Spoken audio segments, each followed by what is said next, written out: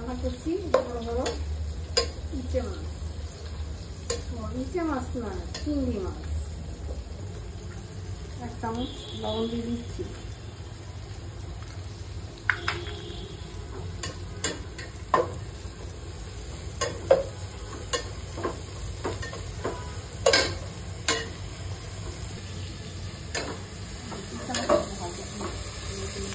পেঁয়াজগুলি একটু লাল হলে বাদামি কালার হলে তারপরে আমরা অনেকে চিংড়ি মাছ বলে, অনেকে ইচে মাছ বলে, হ্যাঁ একটা বললে হয়।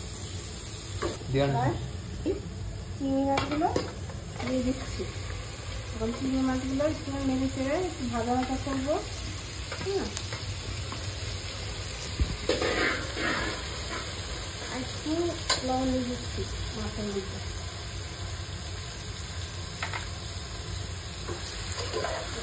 একটু ভাজা ভাজা করবো, তারপরে মশলা দিচ্ছি।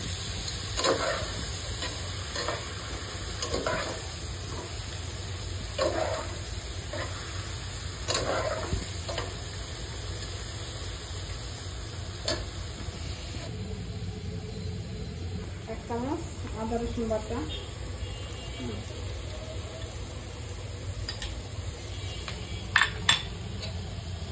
ভাজা ভাজা করবো। আদা রসুন বন্ধ করবো।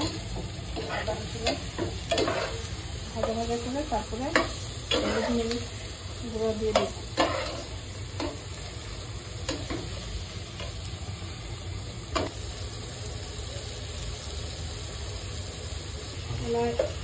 নেড়ে একটু ভাজা ভাজা করলাম আদা রসুন দিয়ে। তাহলে ইচে মাছগুলো একটু ভাজা ভাজা হয়ে গেছে। এখন হলুদ তেল গুঁড়ো দিই 1 চামচ, মরিচের গুঁড়ো দিই 1 চামচ,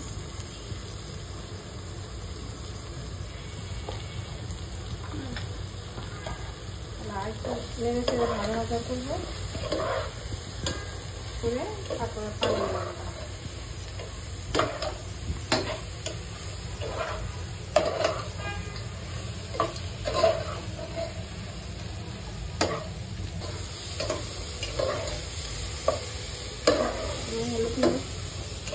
মশলা সব কষানো হয়ে গেছে, মশলার সাথে ভাজা ভাজা হয়ে গেছে। এবার পানি দিয়ে দেবো, পরিমাণ মতন পানি দিয়ে দেবো।